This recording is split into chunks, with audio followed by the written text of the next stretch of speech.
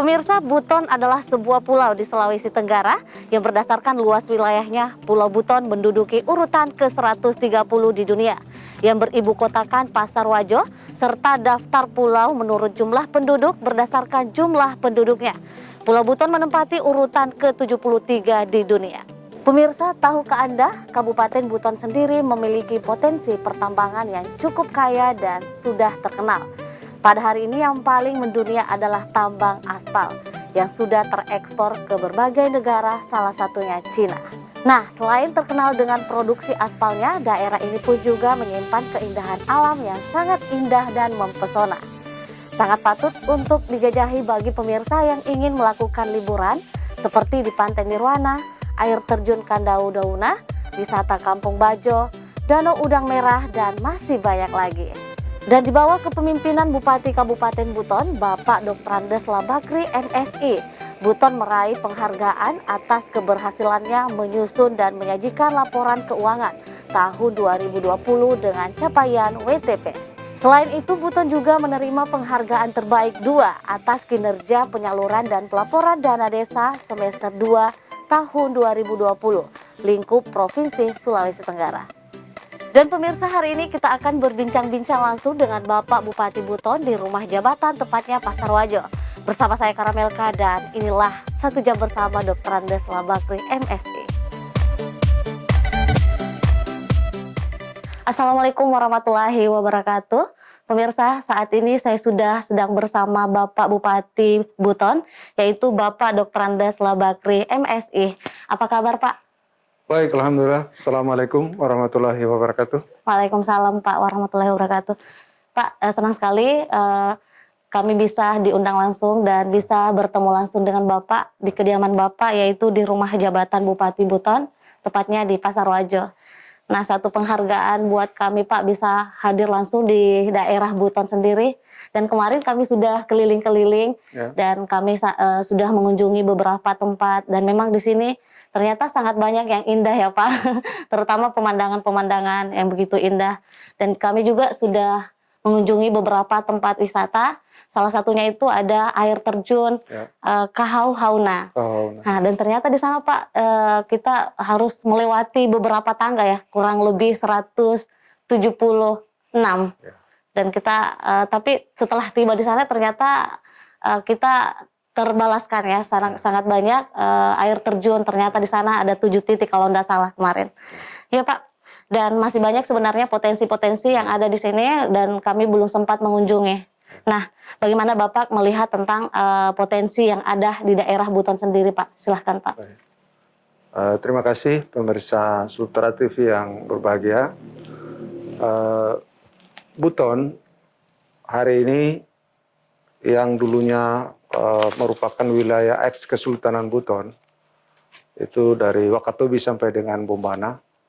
Hari ini Buton tinggal tersisa 7 kecamatan, yaitu Kapontori, Lasalimu Selatan, Siontapina, Wolowa, Pasarwajo, dan Wabula.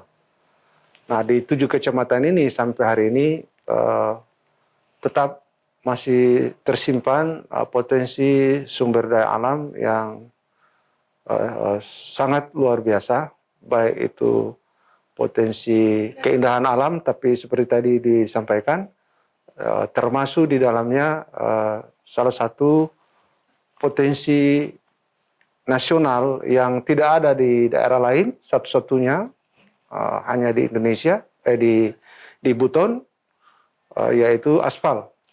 Aspal dalam berbagai data dikemukakan bahwa aspal Buton itu menyimpan 80% cadangan aspal alam dunia. Nah, ini potensi-potensi yang sangat luar biasa yang menjadi masa depan bukan saja Buton tapi juga Indonesia. Nah, hari ini potensi yang dalam waktu dekat insya Allah bisa kita mendapatkan support dari pemerintah maupun dari sektor swasta, para investor, aspal, dan beberapa pabrik pengolahan aspal itu sudah mulai terbangun di kawasan industri aspal Buton Terpadu di Lawele. Hanya karena terhalang soal pandemi COVID-19 dan PPKM ini yang membatasi pergerakan orang sehingga masih menunda perjalanannya ke Buton. Ya. Di luar potensi aspal juga ada nikel, meskipun tidak terlalu besar. Ada mangan juga di Siontapina, itu juga cadangannya lumayan besar.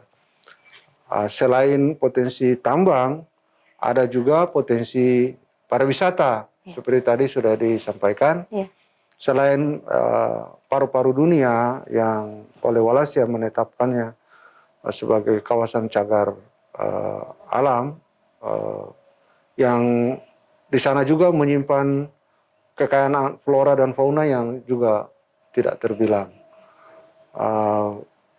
Di luar itu air terjun, pantai, keindahan pantai, ada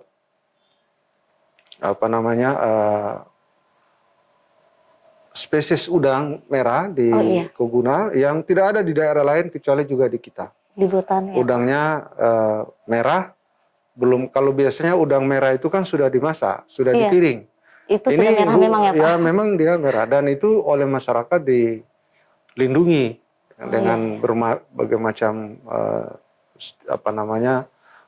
upaya melindungi itu dengan kalau ini nanti gini, kalau diambil nanti berbahaya dan sebagainya. Nah itu juga sangat membantu untuk pelestariannya. Nah dari keindahan alam pariwisata itu sejak ditetapkannya Wakatobi sebagai salah satu kawasan strategis pengembangan pariwisata nasional, yang Kata dan sekitarnya itu maksudnya kita, Buton, dan juga beberapa daerah Bau-Bau dan sekitarnya. Nah, potensi itu kita sudah siap mensupport Wakatobi. Jadi kalau Wakatobi itu surga di bawah laut, insya Allah di atas lautnya dengan berbagai potensi yang ada di Buton yang sangat dekat ini, bisa menjadi pilihan para wisatawan, baik dalam maupun mancanegara. Nah, dari keseluruhan potensi itu, Buton sudah siap memberi sumbangan kepada nasional, kepada daerah, kepada Sulawesi Tenggara, dan tentu saja dukungan dari pemerintah provinsi, Bapak Gubernur dan seluruh jajaran, dan Kementerian Teknis terkait untuk menjadikan potensi ini betul-betul menjadi bermanfaat bagi masyarakat secara ekonomis, kesejahteraan. Tentu sinergi antara tingkatan pemerintahan ini sangat diharapkan pada masa yang akan datang. Iya, betul sekali. Oh, jadi memang Pak, sektor yang paling menonjol saat ini sangat banyak ya Pak? Iya. Tapi yang paling menonjol Pak di antara semua itu mungkin ada salah satu? Ya, aspal. Aspal. Karena aspal ini sudah sejak 8 tahun terakhir ini, sejak saya masih wakil bupati dulu bersama Pak Umar, Bupati, kita sudah melakukan langkah-langkah mempertanyakan kenapa potensi aspal yang menyimpan 80% cadangan aspal alam dunia ini, aspal untuk kebutuhan nasional kita masih impor. Ada apa? Nah itu terus kita bertanya, lalu membangun koordinasi dengan para pemerhati aspal, pemilik teknologi, pemilik modal, termasuk pemerintah, presiden, kementerian terkait. Kita berupaya, para kepala daerah, gubernur, kita yakinkan bahwa kita bisa mandiri dari sisi aspal itu. Hanya memang perlu ada sedikit sentuhan. Nah, dukungan kebijakan itu sudah kita dapat. Hanya saja ini, mestinya ini sudah naik, menanjak ini 2 tahun terakhir ini karena langkah-langkahnya sudah. Presiden sudah, regulasi juga kita sudah dapat dari Kementerian Luar Negeri, Kementerian PU. Nah ini kalau aspal ini betul-betul bisa termanfaatkan, kita bisa mandiri dari sisi pemanfaatan aspal untuk jalan dan perforasi jalan. Dan itu sekaligus menghemat devisa negara. Dan kualitasnya lebih bagus, devisa negara bisa dihemat. Nah ini yang menjadi sumbangan Buton kepada Indonesia pada masa yang akan datang. Nih Pak, kalau boleh tahu mungkin ini kan sudah diekspor, mungkin di mana saja Pak yang sudah pernah diekspor? Ya, yang paling banyak menyerap hari ini itu dari China. Ini Cina. dalam waktu dekat lagi Oh iya. kurang lebih 600.000 ton akan dikirim lagi ke sana. Dan sebetulnya kalau sudah pabrik-pabrik pengolahan aspal ini sudah itu Ya. udah banyak negara membutuhkan. Iya pastinya Karena Pak. aspal buton ini dari berbagai riset itu sangat cocok di semua cuaca, Iya. Oh, baik di iya. panas maupun di cuaca dingin. Oh gitu. Ya. Jadi Pak, kalau kira-kira dalam setahun itu sampai berapa banyak yang diekspor? Kira-kira kalau dalam setahun? Ya, data persisnya itu ada di mereka dari Wika Wijaya Karya. Wijaya Karya. Ya, Ya. tapi yang sudah di atas 500.000 ton lah setahun. Wow, sudah banyak ternyata. Ya, bagaimana Pak mungkin langkah awal yang dilakukan pertama kali dalam mengembangkan potensi tersebut? Ya, pertama sejak awal memang waktu saya masih wakil bupati dulu, memang dilakukan pemetaan. Baik di yang sektor pariwisata, pertambangan, dilakukan pemetaan, kemudian kita memasukkan dalam rencana pembangunan jangka menengah daerah, lalu kita lakukan langkah-langkah untuk membangun koordinasi dengan semua stakeholder. Stakeholder ya. Dengan Bapak Presiden, Bapak para Menteri, semuanya kita sampaikan. Ya, semuanya sudah diupayakan ya sudah, Pak. kita maksimal insya Allah. Maksimal ya. Nah tinggal terkendala pandemi COVID-19 saja. Iya. Mudah-mudahan ini cepat berlalu Iya sehingga Pak, betul. langkah-langkah pemerintah daerah dan masyarakat Bisa terrealisasi ya Pak. bisa segera bisa aplikasikan di daerah dan betul-betul bisa membawa kesejahteraan. Iya Pak, betul. Kalau menurut Bapak, perlukah adanya menjalin sinergitas bersama dengan pihak internal ataupun eksternal? Ya, memang itu tidak bisa terelakkan. Iya. Sinergitas dengan para investor, dengan pemerintah daerah, daerah lain sebagai katakanlah aspal ini sebagai komoditas unggulan kita yang bisa diserap di 548 daerah, 34 provinsi dan 514 kabupaten kota. Itu merupakan pasar potensial. Dan itu setiap tahun. Dan yang terserap di sana itu puluhan triliun rupiah. Yang selama ini terpaksa harus diimpor dengan aspal ini bisa diproduksi di Buton ataupun di beberapa daerah di Indonesia, maka itu akan sangat membantu Indonesia di satu sektor untuk menghemat devisa negara. Iya, betul. Baik Pak, mungkin lalu bentuk kolaborasi dalam mengembangkan potensi tersebut bersama jajaran pemerintah, apa saja Pak yang sudah dilakukan? Sampai hari ini, terakhir kemarin kita terus melakukan rapat-rapat koordinasi, baik dengan gubernur maupun dari terakhir kemarin di bulan September itu dengan Menko Maritim Pak Luhut.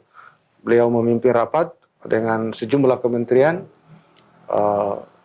kolaborasi dalam rangka menyelesaikan beberapa persoalan yang harus segera diselesaikan sebelum benar aspal ini dievakuasi dari Buton untuk disebar ke seluruh Indonesia dan juga ekspor. Salah satunya adalah ruas jalan Kabung Kalawele di mana situ juga ada tambang, sehingga seluruh aktivitas bongkar muat aspal itu melalui pelabuhan Nambo di Lawele, dan di sana juga diupayakan untuk perluasan pelabuhan sehingga kapal-kapal itu tidak perlu ngantri. Iya betul. Ya, bisa langsung pemuatan dia tidak. Dengan demikian dari aspek kecepatan evakuasi aspal dari Buton ke seluruh Indonesia atau ke luar negeri bisa dengan mudah. Itulah langkah-langkah kolaborasi yang kita lakukan, karena ini bukan hanya soal kepentingan Buton, bukan saja kepentingan Sulawesi Tenggara, tapi sudah menyangkut kepentingan nasional. Oleh karena itu memang kita tak henti-hentinya melakukan koordinasi dengan sejumlah pihak, termasuk para investornya. Dari aspek investor juga untuk memberi kemudahan, baik dari perizinan, kemudahan dari aspek perpajakan. Mm-mm. Beberapa waktu yang lalu juga Menteri Investasi Pak Bahlil juga berkunjung ke Buton, ke lokasi pabrik itu, dan investornya itu diberi insentif dengan memberikan tax holiday. Dan itu juga salah satu langkah yang kita lakukan dan tentu saja mendapat support dari pemerintah melalui Kementerian Teknis yang terkait. Jadi memang sudah sangat banyak ya Pak yang telah dilakukan langkah-langkah untuk kecapaian sendiri, khususnya daerah Buton. Ya. Nah pemirsa, masih banyak lagi yang akan kita bincang-bincang bersama Bapak, tapi setelah yang satu ini tetap di 1 Jam Bersama Bupati.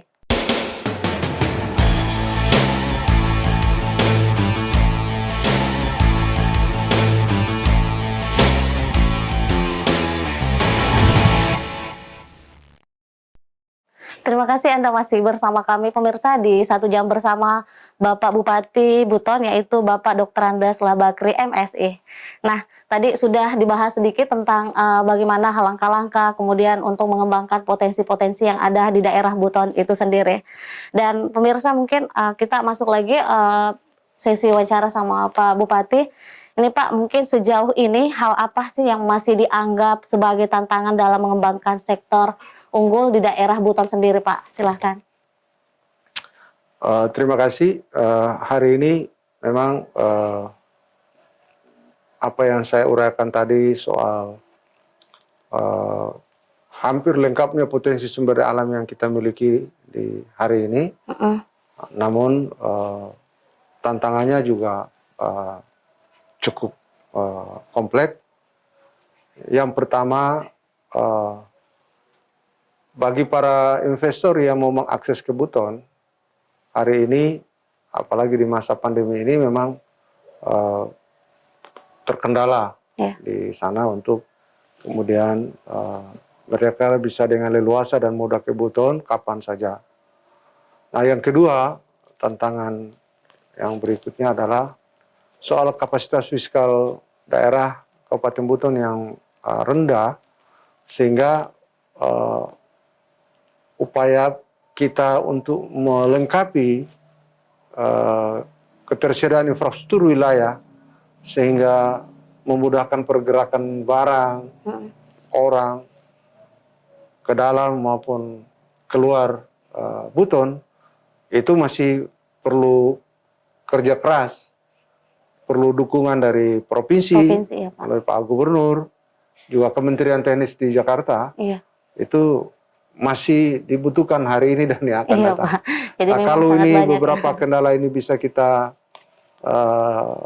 secara bersama-sama kita atasi, insya Allah Buton bisa cepat maju dan sekaligus memberi kontribusi baik di Sulawesi Tenggara maupun secara nasional. Oke, jadi memang sangat masih membutuhkan ya Pak dukungan, karena itu menjadi salah satu masih dalam kendala. Nah Pak, mungkin selama di masa pandemi ini kan memang sektor ekonomi di Sulawesi Tenggara mungkin termasuk Buton. Nah, motivasi seperti apa Pak yang bisa meyakinkan rakyat untuk penguatan ekonomi daerah di Buton sendiri Pak? Sejak awal pandemi, di awal tahun 2020, ketika pemerintah, Bapak Presiden sudah menyatakan bencana nasional non alam, dan kemudian mencermati apa yang akan terjadi jika pandemi ini terus berkelanjutan, dan apa dampaknya terhadap pemerintah dan rakyat Buton. Sejak awal saya sudah ngajak semua para kepala dinas, pimpinan organisasi perangkat daerah, camat, kepala desa, lurah, untuk hari ini jangan sampai berkelanjutan dan suplai pangan menjadi terkendala di Buton. Maka seluruh masyarakat saya ajak untuk menanam. Menanam padi, jagung, ubi-ubian, dan seluruh jenis tanaman pangan seperti daun kelor dan lain. Saya minta untuk seluruh masyarakat melakukan itu, menanam, dan untuk mengantisipasi makin memburuknya suasana, karena eh, misalnya kondisi resesi ekonomi, tidak ada transportasi, Iya, lalu suplai pangan dari luar daerah luar bisa daerah. Heeh. terkendala. Maka karena kondisi itu masyarakat Buton harus sudah siap. Harus siap Pak, betul. Dan ternyata sampai hari ini, alhamdulillah, Alhamdulillah ya. ya masyarakat tidak mengalami masalah serius dari Iya, aspek pangan.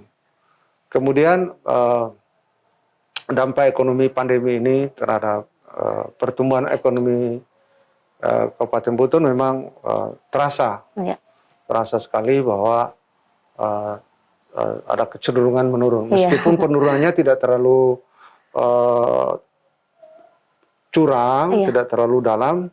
Oleh karena itu tadi, Harus, ternyata dari aspek ketahanan pangan dan iya, transaksi masyarakat itu tetap lancar, iya, tetap jalan. Kenapa? Karena ada ketersediaan iya, seluruh kebutuhan masyarakat itu di rumah tangga petani. iya betul. Jadi memang agak turun tapi tidak Tidak di bawah terlalu, iya, 1%. betul Pak. Artinya terasa sih terasa. Hanya saja masyarakat masih senyum lah. Iya, Masih bisa. dihadapi dengan senyuman Iya, tetap iya, ya Pak. iya. Oke Pak, mungkin kita kembali lagi mungkin kira-kira target ke depan yang akan dilakukan bersama dengan jajaran pemerintah Buton, apalagi Pak? Ya, ke depan selain menuntaskan rencana pembangunan jangka menengah yang kedua 2017-2022 berupaya untuk mencapai target-target yang tersisa. Juga sangat berharap apa yang sudah dirintis dan dikoordinasikan dengan semua pihak, baik dengan pihak swasta, pemerintah provinsi, Kementerian Teknis di Jakarta, segera hadir dan bisa membuahkan hasil dan masyarakat bisa menikmati upaya-upaya kerja keras yang sudah dilakukan selama ini. Iya betul. Ya. Baik Pak, mungkin kita akan membahas juga mengenai ini Pak, kan kita sudah membaca, semua orang mungkin sudah tahu, apalagi daerah Buton, bahwa Bupati Buton sendiri itu sudah meraih beberapa penghargaan. Ya, ya. Jadi ada mungkin penghargaan menyusun dan menyajikan laporan keuangan, Ya. kemudian selain itu juga menerima penghargaan terbaik 2 atas kinerja penyaluran dan pelaporan dana Ya. desa semester 2. Dan selain itu Pak, baru-baru ini mungkin kembali menorehkan prestasi di kancah nasional.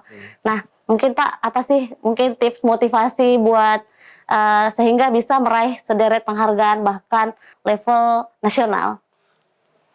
Baik, sebetulnya penghargaan ini kan bukan domainnya kami di sini. Saya sebagai kepala daerah maupun perangkat daerah, camat, kepala desa, lurah atau masyarakat. Iya. Tetapi ini kan berdasarkan penilaian dari pihak-pihak di luar pemerintah daerah. Seperti diantaranya penghargaan dari Kementerian Keuangan atas tata kelola keuangan daerah oleh Badan Pemeriksa Keuangan yang tahun ini kita mendapatkan apresiasi untuk ke-8 kali secara berturut-turut. Wow. 8 kali. Luar biasa Pak. Kemudian secara personal juga ya ada sejumlah lembaga yang memberi award atas kinerja-kinerja yang kita lakukan. Ya pada prinsipnya saya bersama seluruh jajaran organisasi perangkat daerah dan masyarakat ya bekerja aja setiap hari sesuai dengan arahan pemerintah, pemerintah provinsi. Nah mungkin kerja-kerja itu lalu ada apresiasi, ada penghargaan, baik dari sebagai kabupaten yang peduli HAM, sudah berturut-turut juga kita dapat.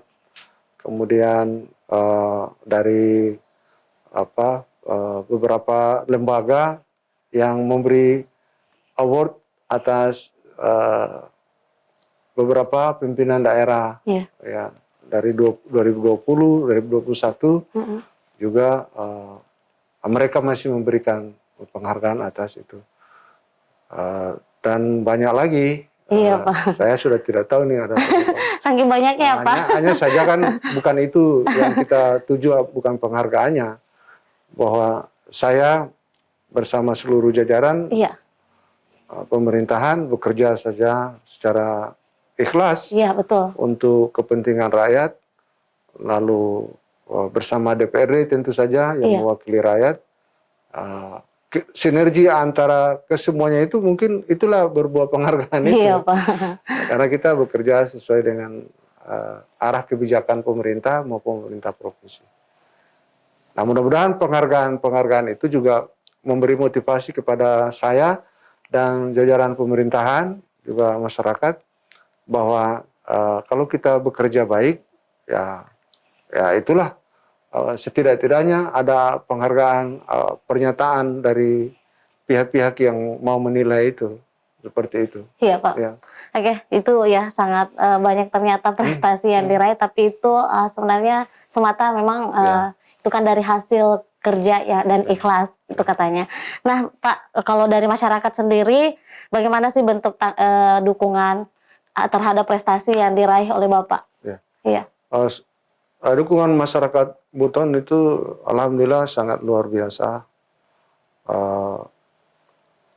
Dengan segala macam keterbatasan mereka juga masyarakat, tetapi dukungan kepada pemerintah daerah itu terus mereka berikan tanpa henti, ya, meskipun ada satu dua itu biasalah, artinya mau mulus seperti di atas karpet kan enggak. Kalau ada tantangan dari masyarakat satu dua ya, tetapi secara umum masyarakat memberikan dukungan yang luar biasa, sehingga langkah-langkah yang dilakukan oleh pemerintah daerah melaksanakan program-program yang sudah ditetapkan bersama DPRD, dan pada tataran implementasi masyarakat sangat memberikan apresiasi dan dukungan. dukungan, Ya. betul sekali. Ya.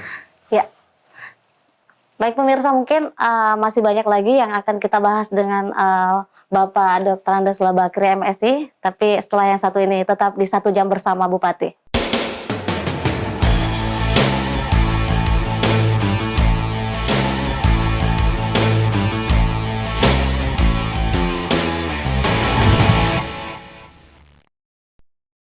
Terima kasih Anda masih bersama kami pemirsa dengan Bapak Dr. Andes Labakri MSI.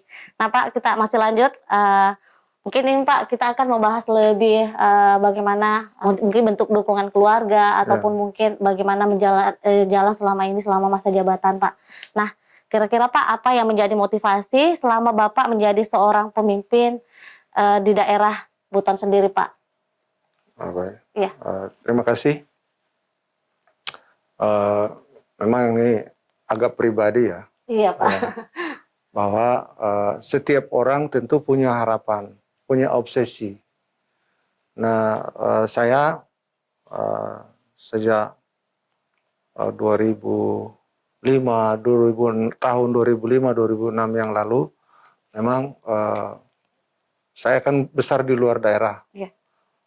Di rantau, di Maluku, di Jakarta. Nah, saya sering kembali ke daerah, mengunjungi keluarga, dan melihat sesuatu yang daerah waktu itu agak prihatin gitu. Iya, Pak. Agak prihatin, dan secara pribadi ya, bahwa ini diperlukan semacam langkah-langkah atau pikiran-pikiran yang progresif.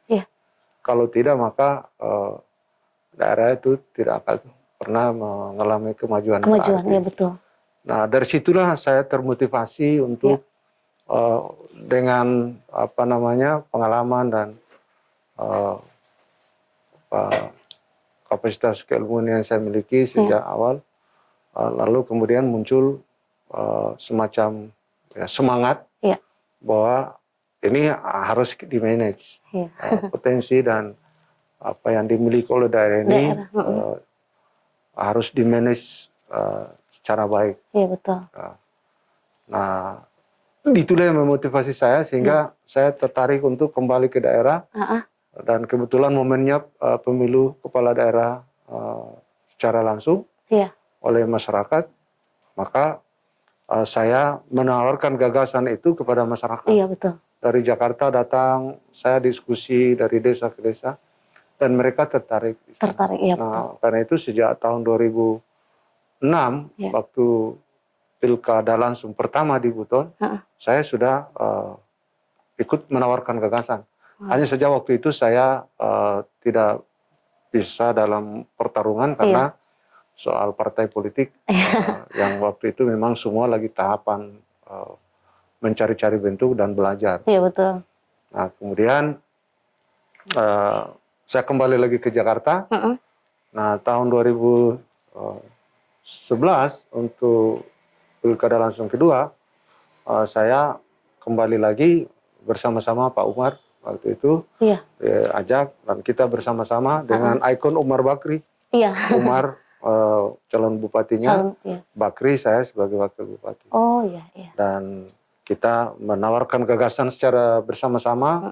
Kebetulan Pak Umar juga sama obsesinya, harapannya agar Buton ini sebetulnya punya peluang dan untuk bisa maju lebih cepat. Betul. Nah, dari situlah kami berkolaborasi dengan Pak Umar, dan alhamdulillah kami terpilih, dan itu sudah memulai melakukan langkah-langkah untuk bagaimana Buton ini bisa berkembang lebih baik. Motivasi itulah yang kemudian hari ini saya periode pertama sebagai kepala daerah, sebagai bupati, dan tahun depan akan berakhir. Saya tidak lagi sebagai kepala daerah di bulan Agustus yang akan datang. Oh iya. Nah, karena pilkada langsungnya kan harusnya kan dilanjutan. Iya, Pak. Tapi karena pilkada serentaknya itu di 2024, maka saya akan kembali memimpin partai sebagai ketua Golkar. Oh iya. Dan sebagai organisasi kepemudaan, ketua Bapera Provinsi Sulawesi Tenggara. Jadi pada saat itu nanti saya akan berkonsentrasi memimpin dua organisasi, partai politik sebagai ketua DPD Golkar Buton dan ketua Bapera Barisan Pemuda Nusantara Provinsi Sulawesi Tenggara. Oke. Itu. Ya Pak, kira-kira Pak yang paling berperan penting dalam perjalanan Bapak hingga saat ini, Pak? Ya. Yang paling itu adalah ibu saya. Ibu yang masih ada. Kemudian yang setelah ibu saya yang paling dekat adalah istri. Dan anak-anak yang memberi support, memberi dukungan, sehingga kerja-kerja saya sebagai kepala daerah dengan lebih banyak waktu dihabiskan untuk tugas-tugas pemerintahan. Mereka tetap mensupport, tetap bersabar, dan ya atas dukungan dan supporting mereka lah itu sampai hari ini saya masih tetap sehat dan bisa melaksanakan tugas-tugas sebagai kepala keluarga dan juga kepala daerah dan juga pimpinan organisasi-organisasi yang diamanahkan kepada saya. Sangat luar biasa ya, Pak. Jadi Pak, mungkin dalam bentuk dukungan keluarga yang paling berkesan Pak, kira-kira apa Pak? Yang paling berkesan selama proses kembali ke daerah, yaitu ketika saya sudah ajak mereka pulang ke Buton tahun 2006 yang lalu, bersama anak-anak, saya bawa semuanya lagi kembali ke sini, dan ternyata kami harus kembali dengan tangan hampa karena tidak bisa masuk dalam pertarungan pilkada, dan istri, anak-anak, orang tua tetap memberi support, sabar dan mensupport ya Pak. Artinya mereka menerima itu sebagai bagian dari irama hidup. Iya, perjalanan hidup Pak. Itu yang ya betul.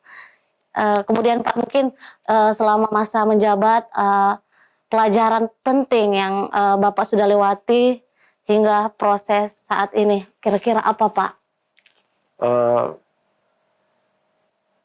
Yang saya rasakan dalam menapak pimpinan pemerintahan dari awal sampai hari ini, itu sebetulnya semangat itu diawali dengan keikhlasan aja.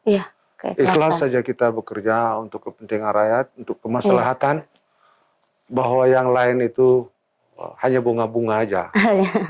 Bumbu-bumbu ya. Bumbu-bumbu aja. Bumbu-bumbu sebagai, intinya itu adalah ikhlas, Iya, mendonasikan waktu, tenaga, pikiran, semata-mata untuk kepentingan daerah, kepentingan masyarakat, sehingga kita tidak merasa lelah, iya betul Pak. tidak merasa capek, tidak merasa ada beban. Jadi kapan saja mereka datang, Iya, kita layani. Ya, kadang-kadang bukan soal pemerintahan saja mereka sampaikan, tetapi kadang-kadang masalah-masalah pribadi juga pribadi mereka pun, iya. sampaikan. Dan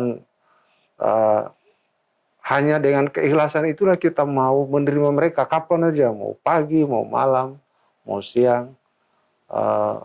Intinya adalah mereka dengan bertemu saja sudah menganggap bahwa sebagian masalahnya selesai. Iya, Padahal belum tentu juga kita selesaikan. Tetapi dengan mereka bisa bertemu dan menyampaikan unek-uneknya, masalahnya saja, itu sudah bagian dari masalah yang terselesaikan. iya betul sekali. Ya Pak, mungkin itu ya, memang kita apapun pekerjaannya memang harus ikhlas. Insya Allah semua akan berjalan baik. Nah Pak, mungkin untuk yang terakhir, apa sih harapan Bapak untuk masyarakat Buton ke depan demi kemajuan daerah Buton ini sendiri? Silakan Pak. Hari ini masih jauh perjalanan untuk masyarakat dan pemerintah daerah Kabupaten Buton dalam mencapai cita-cita bersama, yaitu kesejahteraan. Perjalanannya masih membutuhkan kesabaran dan ketekunan dalam bekerja sama dalam upaya menghadirkan harapan masyarakat pada masa yang akan datang.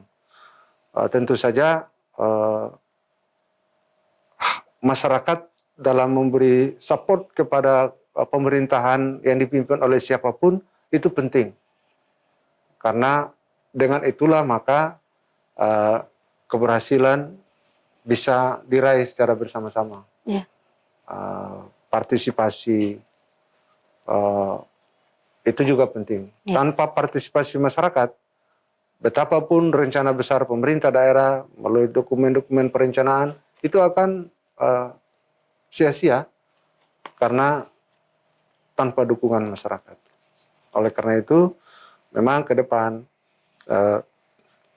kolaborasi antara masyarakat dengan pemerintah daerah dan jajarannya dan seluruh elemen di daerah ini sangat dibutuhkan sinergitasnya, sehingga keberhasilan itu bisa diraih, bisa secara bersama-sama dinikmati. Ya. Saya kira begitu. Ya Pak. Baik, semoga ya Pak harapan Bapak dengan kerjasama pemerintah dan juga dukungan masyarakat serta keluarga bisa terwujud untuk kemajuan Kabupaten Buton itu sendiri. Baik pemirsa, karena waktu tidak terasa ya 1 jam kita bersama Bapak Bupati Buton, yaitu Bapak Dr. Andes Labakri MSI.